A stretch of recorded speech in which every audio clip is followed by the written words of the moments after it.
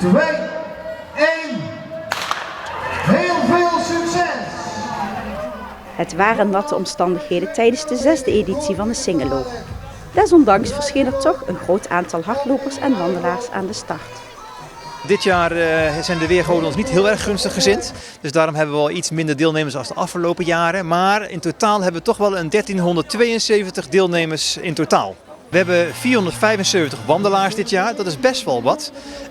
Vorig jaar hadden we er bijna 600, dus het zijn er toch wel een stukje minder dan vorig jaar. Maar in totaal 475 zijn we niet ontevreden over. Tot nu toe gaat het eigenlijk hartstikke goed. Alles verloopt volgens plan. Ja, het weer is minder, maar ja, daar kunnen we helaas niks aan doen, dus dat is jammer. Eigenlijk de hardlopers die ik spreek tot nu toe, die maakt het niet zo heel veel uit. Die zeggen van nou, ik heb liever een beetje regen dan dat het echt super heet is. Dus wat dat betreft mogen we niet klagen, denk ik. Vooral voor de wandelaars is het natuurlijk jammer dat ze door de regen moeten lopen.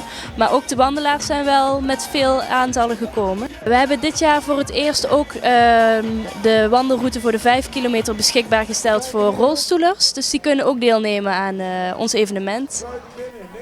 De wandelaars konden kiezen uit 20, 15, 10 of 5 kilometers. Althans, dat dacht men.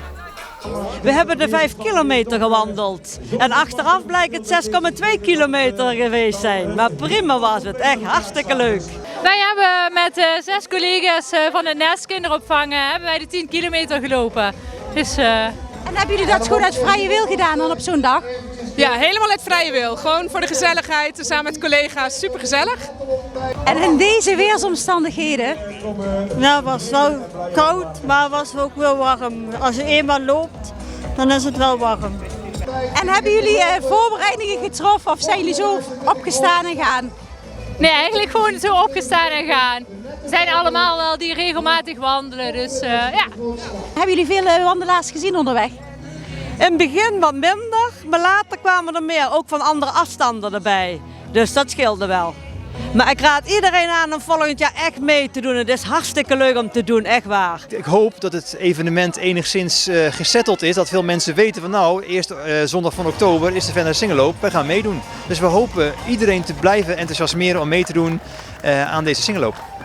Bij een evenement van deze omvang is het niet te voorkomen dat het verkeer mogelijk last heeft van de Singeloop.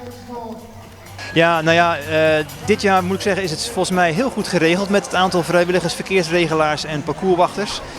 Ja, het weer is natuurlijk niet fijn, dus iedereen staat er een beetje met een regenjasje te kijken koekeloeren. Maar ik heb geen vervelende dingen gehoord over het parcours, dus we zijn ook daar zeer tevreden.